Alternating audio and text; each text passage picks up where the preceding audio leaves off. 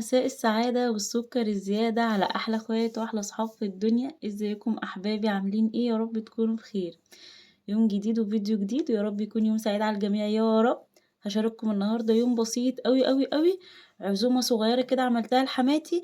بس يلا بقى قبل ما نبتدي الفيديو هنصلي على حبيبنا وشفانا. اللهم صل وسلم وبارك على سيدنا محمد وعلى آله وأصحابه أجمعين. اللهم صل وسلم وبارك على سيدنا محمد عدد ما في علم الله، صلاة دائمة بدوام ملك الله. ايه بقى حكاية عزومة حماتي دي؟ النهاردة بقى ايه هقول لكم. انا كنت الصراحة مقصرة معاها قوي قوي قوي، وبقالي فترة طويلة ما رحتلهاش، وكانت زعلانة مني جدا وعايزة تشوف الولاد. وانا غصب عني التصوير مع الولاد مع المدارس كله بقى مع بعضه. فانا فكرت بقى الصراحة كده ان انا ايه اعمل اكل كده في البيت وايه وابعته لها. وبعد كده انا لسه ما روحتش، يعني ما رحتلهاش، بعت لها الاكل مع جوزي. وان شاء الله باذن الله يوم الاجازه بتاعت جوزي بقى هنروح لها انا والولاد. المهم قلت هعمل ايه.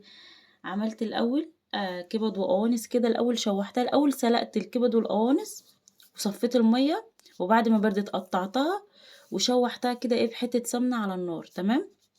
هعمل ايه؟ هعمل الاول صينيه بطاطس في الفرن عشان حماتي بتحب البطاطس جدا، وبالكبد والقوانص. دي اول حاجه هعملها. تمام. فانا بقى حطيت الكبد والقوانص بعد ما خلصت يعني واتشوحت حلو. ما حطيتش معاها اي حاجه غير شويه ملح وشويه فلفل اسود وبس، وحطيتهم بقى على جنب. وبعد كده جيت بقى عملت الصلصه بتاعه الصينيه بتاعه اسمه ايه ده، بتاعه البطاطس. حطيت بصلايه، وبعد كده نزلت ايه بمعلقتين صلصه كبار وشويه ميه وسبتهم يتسبكوا حاجات بسيطه.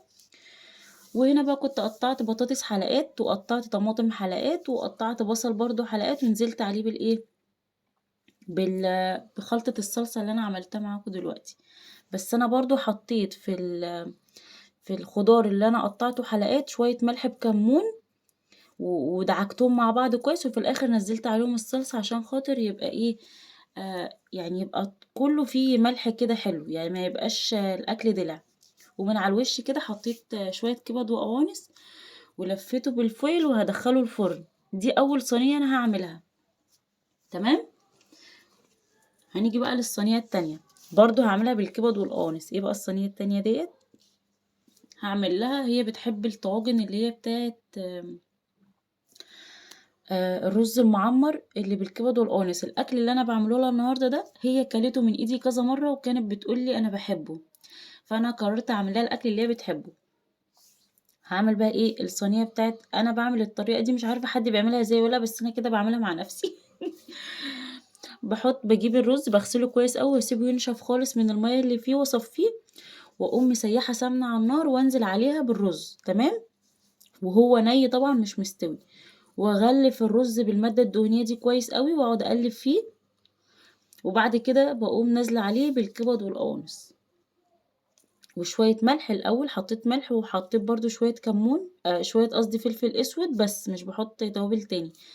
يعني الرز حطيت عليه سمنة سايحة، وحطيت عليه ملح، وحطيت عليه فلفل أسود، قلبتهم مع بعض كويس. ونزلت بقى ايه ببقية الكبد والقوانص بتاعتي. تمام. ما بحطش بقى ولا فلفل على الكبد ولا صلصة ولا أي حاجة خالص، بس بخليها تاخد لون كده حلو على النار عشان يبقى طعمها حلو في الأكل. قلبت انا هعمل كذا طاجن. هعمل 3 طواجن رز معمر. تمام كده. ما كانش بصوا انا مرضتش احط قشطه لان حماتي مش بتحب الاكل الدسم زياده عن اللزوم. يعني انا عن نفسي لما بعمله لي انا هنا في البيت بحط من على الوش قشطه كده عشان تاخد لون حلو من فوق. حطيت بقى ايه كده كيلو لبن. حطيت 3 معالق كبار من اللبن النيدو. انا كان عندي اكياس بس بما يعادل 3 معالق كبار. يعني لو انت عندك العلبة هتحطي 3 معالق كبار، ما عندكيش العلبة هتجيبي الاكياس دي هتحطي 3 اكياس من اللبن النيدو. وطبعا ده اختياري. تمام.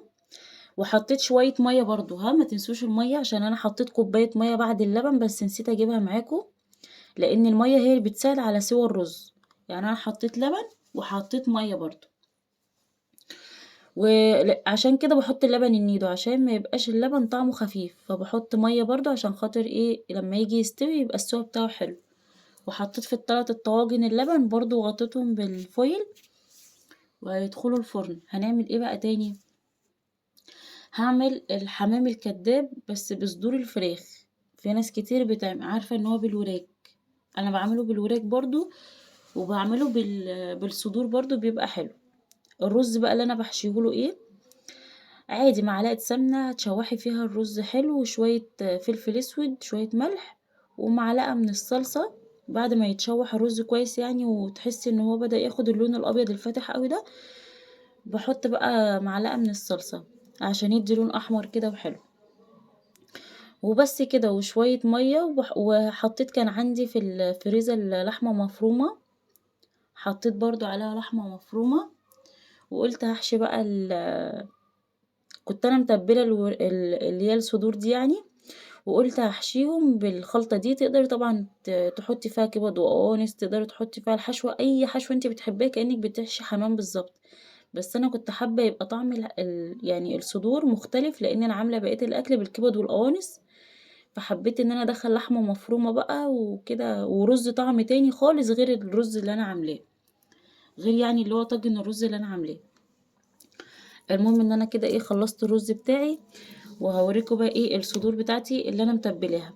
انا تبلتها طبعا غسلتها كويس وحطيتها في المحلول بتاعها وتبلتها. ما حطيتش اي حاجه غير شويه ملح شويه فلفل اسود شويه بابريكا، بص شويه توابل كده اللي عندك اي توابل عندك مع شويه الملح وخلاص.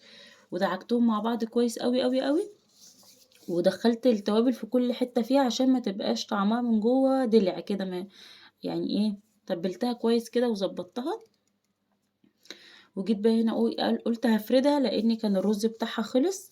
وانا في اليوم ده كنت مستعجله جدا جدا لان جوزي عمال يقول لي يلا خلصي يلا خلصي، فانا بتوتر قوي لما يكون حد ايه يعني بيكون بيصربعني كده، بحب اعمل حاجتي على مهلي. فهو عمال يقول لي كان هو هيروح لها يعني ايه متاخر على الشغل ساعتين كده وعايز، وكان هيروح الاول اللي عندها قبل ما يمشي على شغله. فانا روتين ده الصبح جدا اول ما الولاد مشيوا كنت انا محضره حاجتي من بالليل اللي انا هعملها.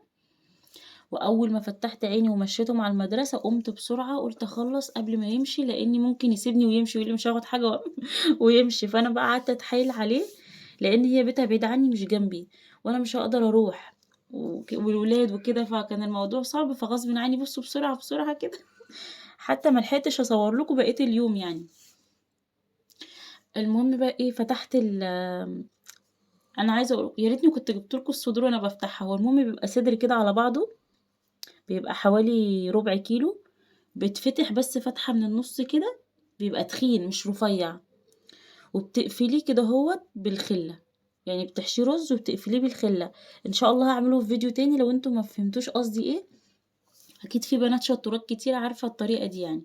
بس اهم حاجة يبقى الصدر بتاع الفرخة كده مليان عشان ما يتهريش وهو بيتعمل. بس حطيت الرز وحشيته وجيت بقى بالخلل الصغننة دي. انا ما بحبش اخيط اي حاجة على فكرة يعني بالخيط والكلام ده، انا اي حاجة عندي بقفلها بالخل على طول. المهم قفلته بالخل على طول بقى. وهيتسلق ازاي بقى؟ اقول لكم هيتسلق ازاي. ممكن يبقى بالنسبة لكم حوار بس انا بالنسبة لي اسهل وامن طريقة ان انت تعملي بيها الحمام الكداب هي الطريقة اللي انا هعملها معاكم النهاردة. بجيب الورق اللي هو الاسترتش والفه بيه. طبعا وانا بعمل معاكم دلوقتي الحمام حطيت الحمام الكداب يعني مش الحمام الحمام حطيت المية على النار تغلي عشان خاطر ايه عقبال ما هي تغلي يكون انا ايه خلصت اللي في ايدي. بلفه بقى كويس كده وانشف عليه الاسترتش جدا عشان خاطر يبقى ماسك نفسه. وبعد كده بجيب بقى ورق الفويل برضو وابدا الف كده عشان خاطر مش عايزه يعني الصدور دي عامه ان هي تفك مني وانا بعمل الاكل. عملت الكميه كلها كده وجيت بقى عند الميه وهي بتغلي قمت سقطت ايه الاكل اللي انا عاملاه ده لحماتي وحماية بس، ومعاها يعني ابن واحد لسه ما اتجوزش يعني قاعد معاهم برضو. المهم كده بقى ايه بعد ما سلقت الحمام الحمام يا رب يا رب اجيب 20 حمامة. نفسي فيه بس الاسعار يا بنات غالية قوي، في ايه مش عارفة. انا عمالة اقول يعني سبحان الله يا ربي. نزلنا يعني انا بسأل، انا عمالة اسمع اسعار فظيعة والبيضة ب5 جنيه ومش عارفة ايه في ايه بجد. يعني احنا ناكل فراخ ولا ناكل بيض ولا ناكل فول؟ حتى الفول غلي. حتى العدس غلي.